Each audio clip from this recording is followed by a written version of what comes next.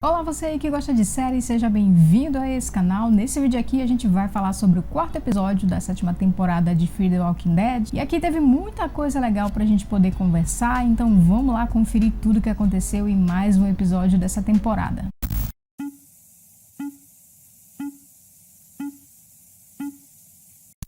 Bom, pessoal, a gente finalmente nesse episódio vai conhecer o paradeiro do pessoal que foi resgatado pela AL naquele helicóptero do CRM e eles estão em uma base segura. Mas para quem estava esperando ter alguma resposta a mais aqui sobre a comunidade, nesse episódio não é isso que vai acontecer. Eles estão bem longe do CRM, então a gente não vai ter nenhuma resposta aqui, nem sobre a comunidade e muito menos também sobre a Isabel, né? A AL tá tentando esconder o máximo possível as informações aqui do pessoal, então a gente não vai ter nada aqui sobre eles. A Sarah vai ter um destaque bastante grande aqui nesse episódio por conta do paradeiro do Wendell, que ninguém sabe o que aconteceu depois das explosões. Coisa que eu achei curiosa porque o personagem não aparece desde o final da 5ª temporada, né? Ali na 6ª temporada a gente teve apenas algumas menções a ele e simplesmente o personagem não apareceu nenhuma vez, o que é bastante esquisito, e aqui nesse episódio ele vai ser mencionado justamente pra gente ter aqui toda a motivação, né? Todo o pano de fundo desse episódio. Ela vai partir em busca do irmão e por conta disso ela vai acabar fazendo um pacto com o inimigo, que é o irmão daquele mercenário que o Morgan matou no início ali da 6ª temporada. E isso tudo em troca da cabeça do Morgan, né? Então os dois vão acabar fazendo um pacto ali onde ele vai tentar ajudar a Sarah a encontrar o Wendell em troca da localização do Morgan para que ele possa fazer vingança. E olha, pessoal, eu achei legal a iniciativa da série aqui nesse episódio dar um destaque maior para a personagem da Sarah, porque normalmente a gente não vê esses personagens secundários tendo muito destaque aqui na série, né? Normalmente a gente vê eles aparecendo pouquíssimas vezes durante a temporada e quando aparecem, às vezes falam apenas uma frase ou duas e fica por isso mesmo. Acaba que a gente tem muitos personagens na temporada que são pouco desenvolvidos. Então eu achei legal a série dar um espaço maior para ela por conta disso e também porque, pessoalmente, eu gosto do senso de humor da Sarah, o que acaba dando um ingrediente a mais aqui nesse episódio também. E nessa busca pelo Wendell, eles vão acabar encontrando com um cara, né, um garoto ali que tá carregando alguns zumbis numa carroça, o que eu achei bem estranho. Eu fiquei bem curiosa nessa hora para tentar entender o porquê aquele menino tava fazendo aquilo, e depois a série acaba revelando pra gente que ele faz aquilo ali para tentar roubar as coisas dos zumbis, né, os pertences ali dos zumbis, o que eu achei estranho, né, continuei achando esquisito porque, sinceramente, eu acho que é muito mais prático se ele simplesmente matasse o zumbi, roubasse as coisas dele, do que fazer o que ele fazia, né? Transportar os zumbis ali para aquela espécie de curral,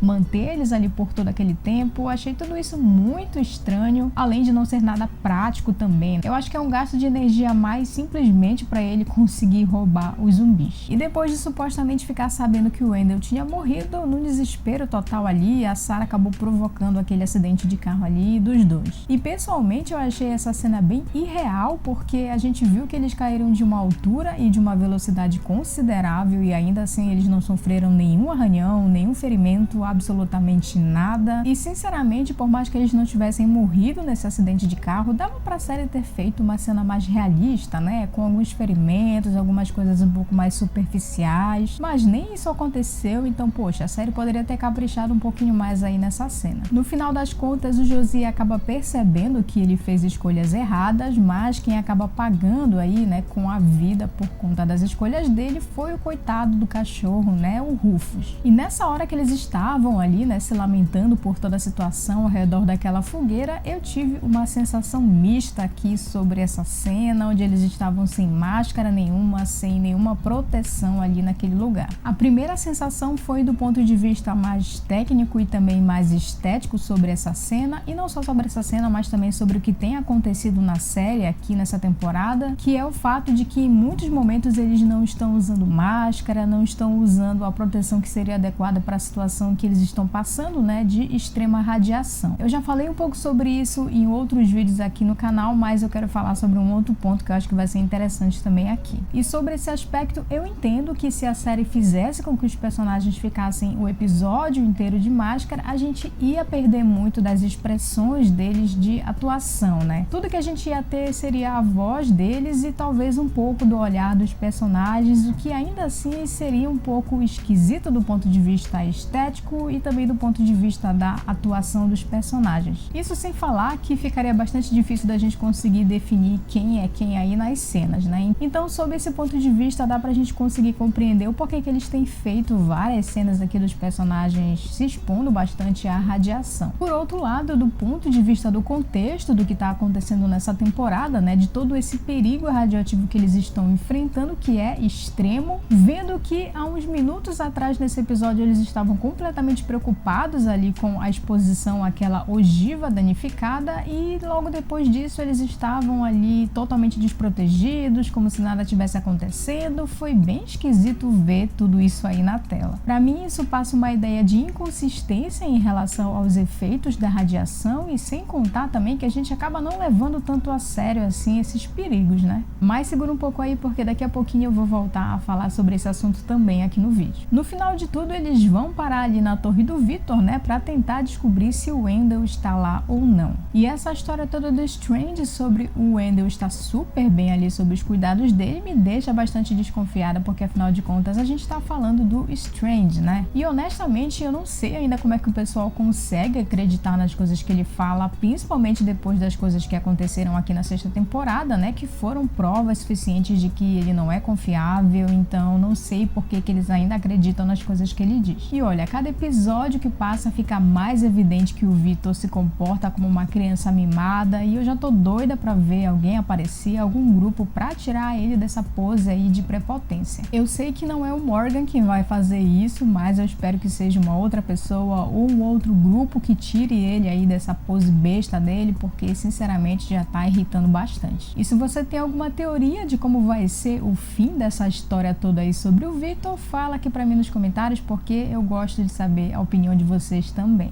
Aproveita para você se inscrever aqui no canal se não for inscrito ainda, ativar o sino das notificações e também deixar o seu joinha, porque isso ajuda muito a gente. E sobre essa questão do Wendell permanecer vivo, pelo menos teoricamente, né, aqui no final desse episódio, eu não sei exatamente o que acontece nos bastidores da série, não sei qual o motivo da série continuar mantendo o personagem vivo mesmo sem ele aparecer já há quase uma temporada e meia, até porque seria muito mais fácil eles darem um fim pro personagem, né, matarem o personagem, mas enfim, né, vamos esperar para ver o que a série tá reservando para esse personagem ainda. No final a gente vai ver novamente aquele cara lá da carroça se encontrando com outras pessoas que parecem fazer parte ali do grupo dele e por incrível que pareça, ele tá carregando ali aquela ogiva que a gente viu nesse episódio, né, que tava danificada. Nessa hora eu fiquei pensando, ou esse cara é muito louco de fazer isso, ou a série já perdeu completamente a mão sobre essa coisa toda aí de perigo, de radiação, porque sinceramente para mim não faz sentido que eles estejam carregando um artefato tão perigoso daquele.